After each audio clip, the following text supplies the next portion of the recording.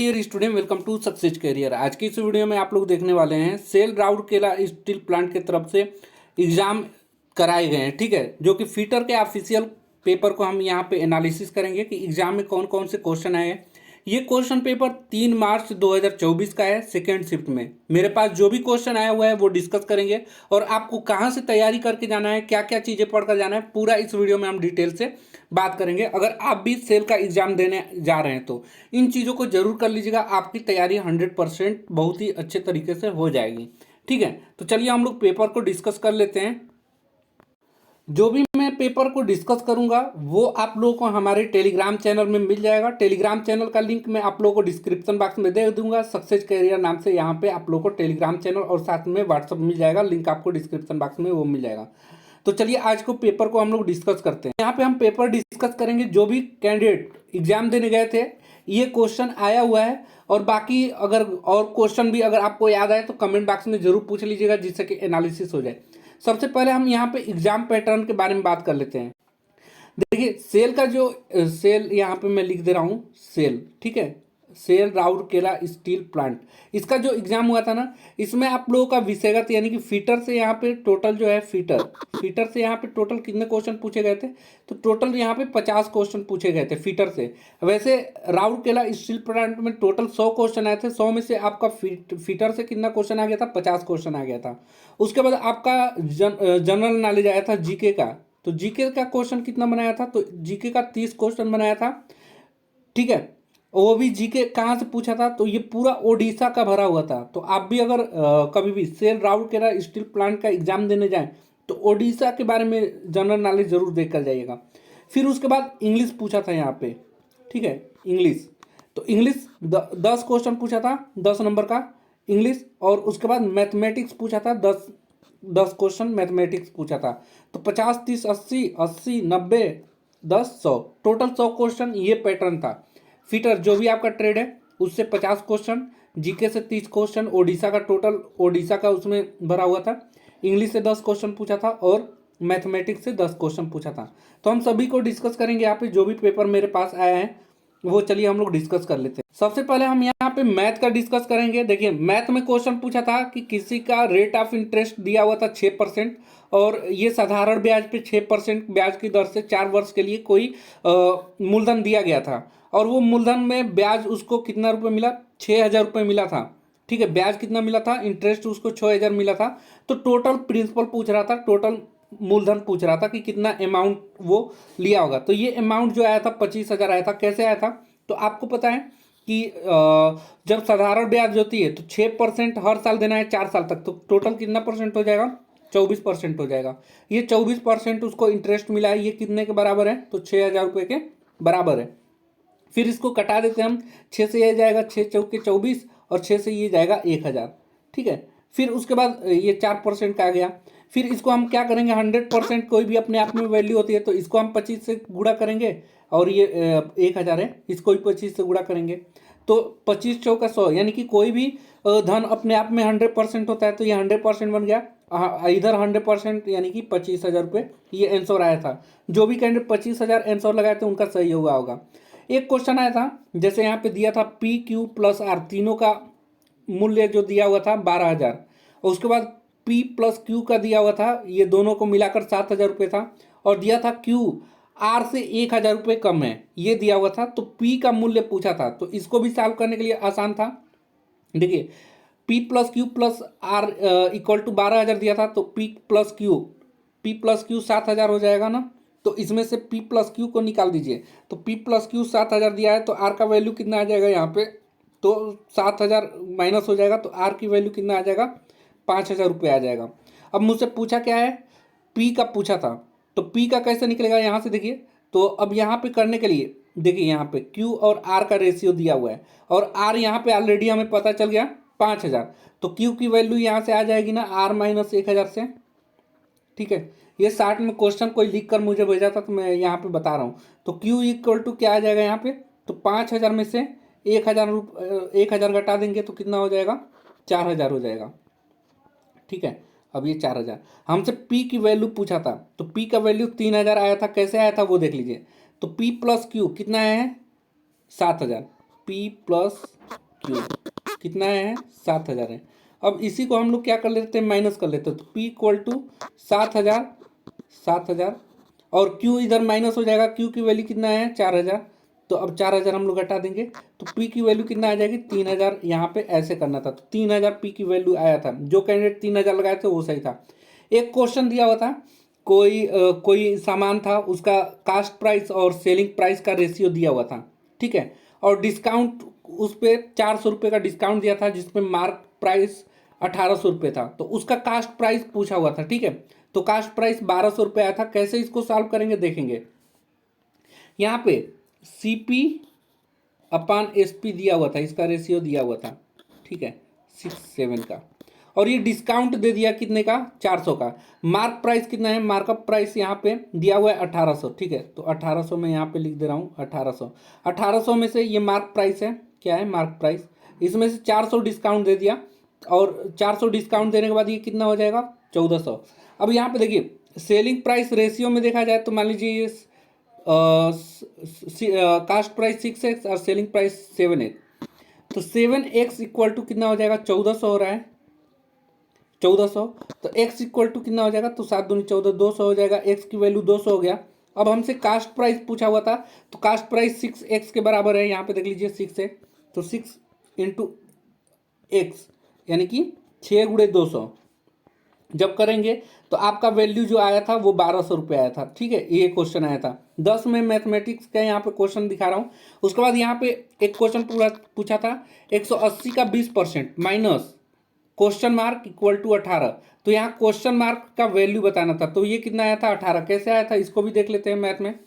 देखिए 1800 का पहले यहाँ 180 का 20%, तो 20% पहले निकाल लीजिए ये, minus question mark equal to 18, solve करेंगे इसको 1020 1020, 18 दूनी 36, यहाँ पे 36 आ गया, minus question mark equal to 18।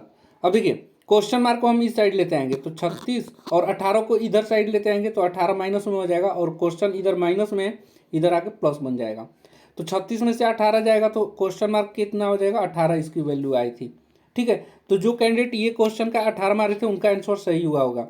उसके बाद अब आगे देख लेते हैं, ये मैथमेटिक्स का बहुत इजी क्वेश्चन था, लगभग सभी क्वेश्चन किए होंगे। यहाँ पे दिया होता 64 into 3 minus question mark plus 45 equal to 147, इसको सॉल्व करने पे आपका आंसर कितना हुआ था 90। कैसे इसको सॉल्व किए थे देख लीजिए, तो सबसे पहले इन दोनों को मल्टीप्लाई कर लीजिए, कितना हो जाएगा 3 चौके 12 के 2 हासिल लगा 1, 3 छः 18 19 192, ठीक है, 3 चौके 12 के 2 हासिल लगा 1, 3 छः 18 192 आ गया, minus question mark plus 45 equal to 147, इसको सॉल्व करते हैं।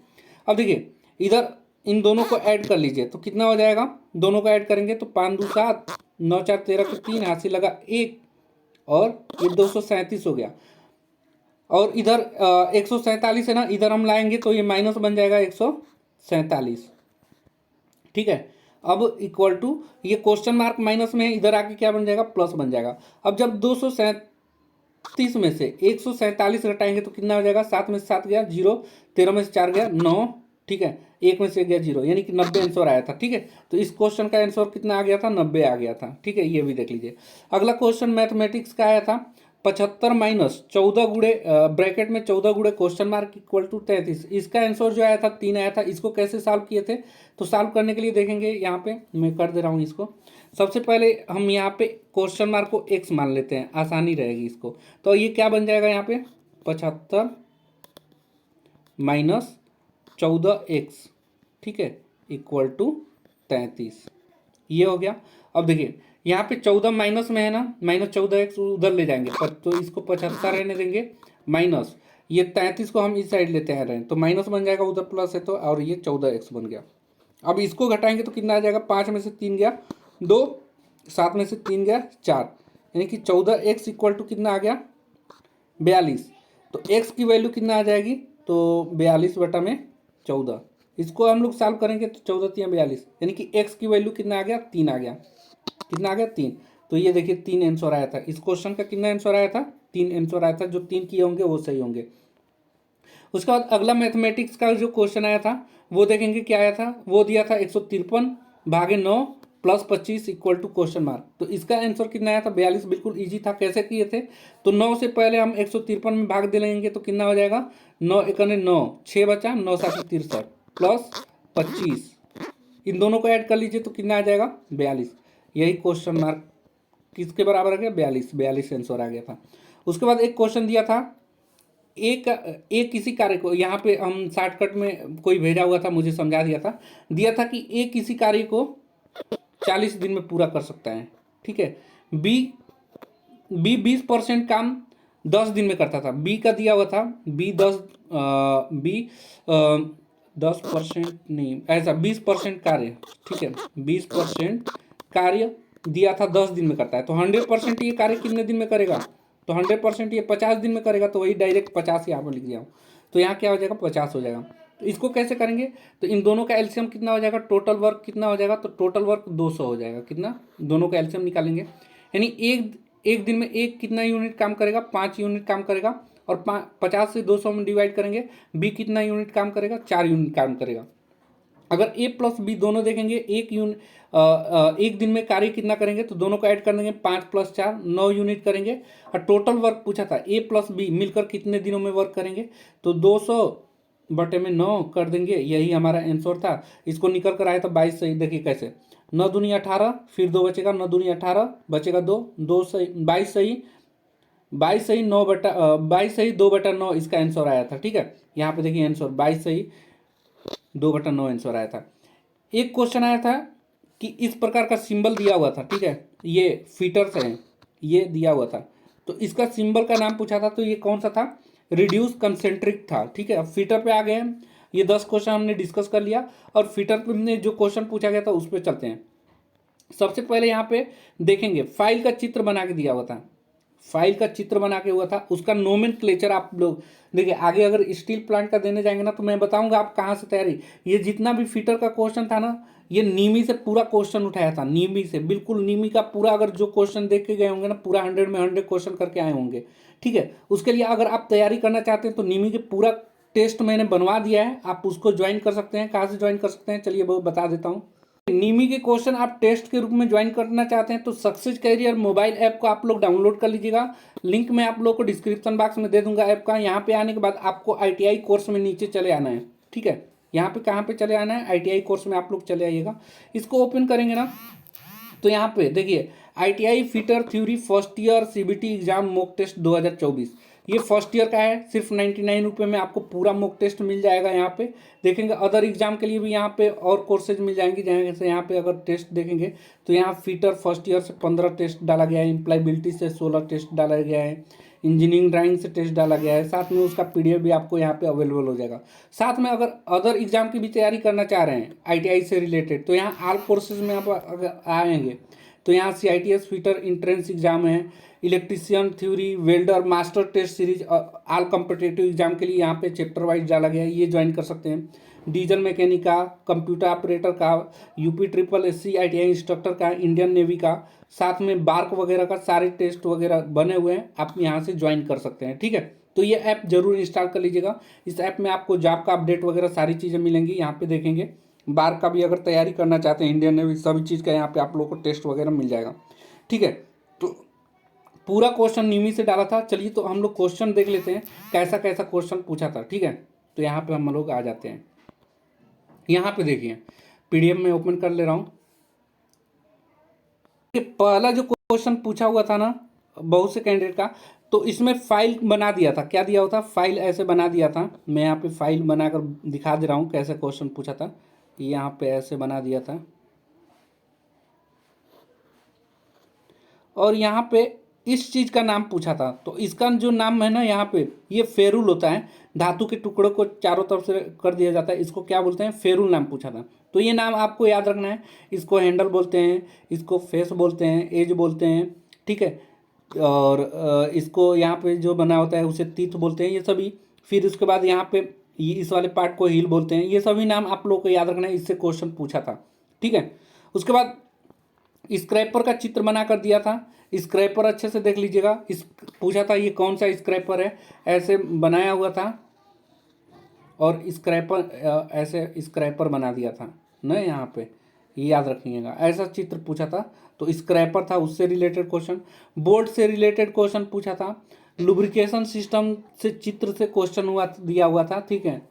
उसके बाद बेंच वाइज उनका मटेरियल पूछा हुआ था, किस मटेरियल का बना होता है, तो ये कास्ट आयरन का बना होता है बेंच वाइज का, बेंच वाइज ही पूछा था सिर्फ। उसके बाद पूछा था विभिन्न प्रकार के अनुपात प्राप्त करने के लिए किस प्रकार बेल्ट ड्राइव का इस्तेमाल किया जाता है, तो यहाँ पे करेक्ट आंसर उसका था स्टेप ड्राइव का, ठीक है। उसके बाद अगला क्वेश्चन फाइल से क्वेश्चन पूछा था एक और, ठीक है। फाइल से तो एक चित्र से क्वेश्चन पूछ लिया था। दूसरा पूछा था नैरो कार्य के लिए कौन सा फाइल इस्तेमाल किया जाता है, ऐसा क्वेश्चन पूछा था, तो स्विस पैटर्न फाइल ऐसा आंसर था। उसके बाद 8वां क्वेश्चन पूछा था कौन सा nut bolt end thread damage से सुरक्षा करता है, तो उसका करेक्ट आंसर था castle nut, thread castle nut यहाँ पे आंसर हो जाएगा। उसके बाद क्वेश्चन पूछा था बियरिंग धातु का सेल्फ लुब्रिकेंट होता है, तो ये सिंटर्ड एलाई होता है, करेक्ट आंसर हो जाएगा। अब देखिए यहाँ पे एक बेंच वाइज टाइप का बनाया था, उसमें एनविल टाइप का ऐसे बना दिया था, तो ये anvil type thread snap gauge था, चित्र दिया होता, उसी का नाम पूछा हुआ था, तो ये था। उसके बाद अगला क्वेश्चन पूछा था पूर्ण टर्न में पेंच की अक्षीय गति क्या होती है, तो पूर्ण टर्न में पेंच की अक्षीय गति यानी कि वो सीधा गति करता है, उसी को हम लोग क्या बोलते हैं, लीड बोलते हैं, ठीक है। अगला क्वेश्चन पूछा था फीटर से किस प्रकार के जिग में बेस प्लेट नहीं होता है, तो सैंडविच जिग यहाँ पे करेक्ट आंसर हो जाता। उसके बाद क्वेश्चन पूछा था कूलिंग की तेज गति के लिए हीट ट्रीटमेंट में इस्तेमाल होने वाला क्वेंचिंग मीडिया कौन सा है, तो वो जल है, करेक्ट आंसर हो जाएगा। उसके बाद पूछा था मौलिक टोलरेंस गेज कितना होता है, तो 18 इसका आंसर हो जाता था। उसके बाद क्वेश्चन पूछा था साइन बार का मटेरियल यानी साइन बार किस मटेरियल का बना होता है, तो हाई कार्बन स्टील का। अगर देखिए आपको भी क्वेश्चन याद है ना, तो कमेंट बॉक्स में जरूर पूछ लीजिएगा, क्योंकि बच्चों को इसको हेल्प हो जाएगी। हमें जितना क्वेश्चन याद है और जितना क्वेश्चन मिला है उन सभी को यहाँ पे लिख के आप लोगों के सामने दिखा रहा हूँ मैं, एक एक क्वेश्चन। एक देखिए फिगर दिया होता है इस टाइप का, इसका जो फिगर दिया होता है उसका आंसर था टेबल जिग, ये था टेबल जिग से क्वेश्चन आया था। गियर का चित्र बनाकर पूछा था कि कौन सा गियर है, स्पर गियर, माइटर गियर, ठीक है। सभी गियर आप लोग देख लीजिएगा, ठीक है। बेबेल गियर, सभी गियर को अच्छे से देखकर जाइएगा, एक गियर का क्वेश्चन वहां पे पूछा हुआ था। अगला 18 नंबर का क्वेश्चन पूछा था कि असेंबली तकनीक को रिवेटिंग के समान कौन सा है, तो डोवलिंग यहाँ पे करेक्ट आंसर हो जाता। उसके बाद हैंड वाइज का फिगर दिया था, हैंड वाइज फिगर पूछा था, वाइस बनाकर हैंड वाइस ऐसे बनाकर दिया हुआ था और पूछा था ये कौन सा वाइस है, तो हैंड वाइस था उसका करेक्ट आंसर। उसका बियरिंग से फिगर बनाकर क्वेश्चन दिया हुआ था। ड्रिल में फ्लूट के बीच छोड़े गए भाग का नाम पूछा था। ड्रिल में फ्लूट जो कटा होता है, बांसुरी टाइप का जो खांचे कटे होते हैं, उसके बीच का भाग का नाम क्या होता है, लैंड होता है, ये याद रखिएगा। अगला क्वेश्चन दिया होता प्रिसीजन स्मूथनेस फाइल ड्रेडनट फाइल, इसका करेक्ट आंसर हो जाता। उसके बाद अगला क्वेश्चन दिया था ऑपरेटर के कौशल का रिकॉर्ड किस में लिखा जाता है, तो ये परफॉर्मेंस चार्ट यहाँ पे करेक्ट आंसर हो जाता। अगला क्वेश्चन दिया था कास्ट आयरन के लिए कटिंग फ्लूट क्या होती है, तो कास्ट आयरन के लिए कटिंग फ्लूट सूखा होता है यानी कि ड्राई एयर जेट होता है, इसके लिए कोई कटिंग फ्लूट इस्तेमाल नहीं होती, ये याद रखिएगा। बाकी ये मैथ वाला क्वेश्चन हमने डिस्कस कर लिया है आप लोगों को, आगे और बढ़ा देते हैं, क्वेश्चन देखते हैं और क्या दिया था। हाँ, यहाँ पे देखिए क्वेश्चन और पूछा था काउंटर हेड सिंक का स्क्रू का कोड पूछा था, तो वो स्क्रू कोड आप लोग देख लीजिएगा। उसके बाद यहाँ पे ऑफसेट स्क्रू ड्राइवर का चित्र बनाकर दिया होता है ऐसे, ये पूछा था कौन सा स्क्रू ड्राइवर है, तो ये ऑफसेट स्क्रू ड्राइवर, इसको याद रखना था। चित्र से बहुत ज़्यादा क्वेश्चन दिया होता है, तो आप लोग चित्र देखिएगा। उसके बाद दिया था पाइपलाइन में 45 डिग्री पर पाइपलाइन को डाइवर्ट करने के लिए क्या इस्तेमाल किया जाता है, तो एल्बो यहाँ पे करेक्ट आंसर हो जाएगा, 45 डिग्री पे डाइवर्ट करने के लिए यहाँ पे ऑप्शन। उसके बाद हुक स्क्रैपर, उसके बाद हाफ, यहाँ पे हाफ मून स्क्रैपर से क्वेश्चन पूछा हुआ था, मून स्क्रैपर।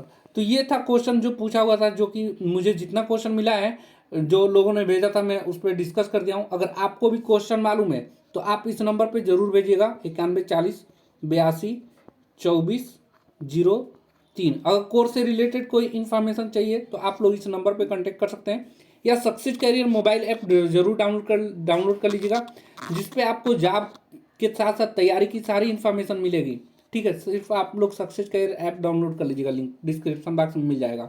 और साथ में आप टेलीग्राम चैनल में ये मैं पीडीएफ डाल दूंगा। टेलीग्राम चैनल का भी लिंक आपको डिस्क्रिप्शन बॉक्स में मिल जाएगी, साथ में व्हाट्सअप चैनल का भी लिंक आपको डिस्क्रिप्शन बॉक्स में। तो आप लोग जरूर ज्वाइन हो जाएगा, जिससे कि आगे की एग्जाम की तैयारी आप लोगों को अच्छे से होती रहेगी। आज के लिए वीडियो में इतना ही। Thanks for watching this video guys. मिलेंगे नेक्स्ट वीडियो में, तब तक के लिए बाय, जय हिंद।